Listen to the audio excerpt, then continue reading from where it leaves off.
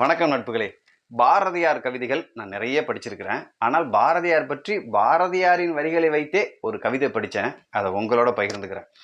அச்சம் தவிர்த்து ஆண்மை தவறாமல் ஏறுபோல் நடந்து சரித்திர தேர்ச்சி கொண்டு சாவதற்கு அஞ்சாமல் சீருவோர் சீறி நெற்றி சுருக்கிடாமல் நேர்பட பேசி நைய புடைத்து பிணத்தினை போற்றாமல் புதிதன விரும்பி பெரிதினும் பெரிது கேட்டு ரவுத்திரம் பழகி வீரியம் பெருகி வையத் தலைமை கொண்டு தமிழாலும் தமிழுக்காகவும் வாழ்ந்தானே ஒருவன், இவன் பித்தனை போல் அலைந்த சித்தனுமல்ல, சித்தனை போல் திரிந்த பித்தனுமல்ல, ஆனால் தமிழ் பித்து பிடித்த சித்தன்.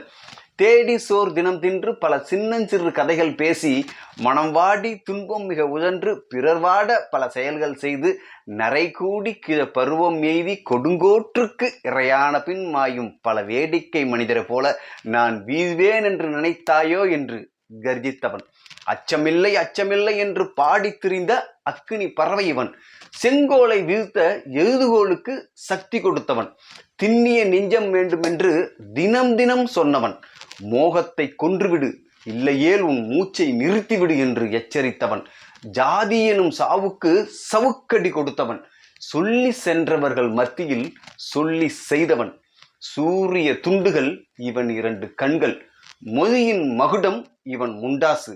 வீரத்தின் கூர்மை இவன் மீசை. கோபத்தின் நிறம் இவன் திலகம். உன் பெயர் சொல்லும் பொழுது உடல் மட்டுமல்ல, உடலில் இருக்கும் நாடி நரம்பு ரத்தம் அனைத்தும் எழுந்து நின்று வணக்கம் சொல்கிறது. உன்னால் படைக்கப்பட்ட புதிய ஆத்திச்சூடி மீண்டும் பிறக்கிறது. உனக்காக, உன் தமிழுக்காக, உன் நாட்டிற்காக. உலகம் முழுவதும் ஒலிக்கட்டும் உன் குரல். பாரதியை படிப்போம், பாரதியின் பெருமையை போற்றுவோம். நான் சரவடி சரவணன். நன்றி.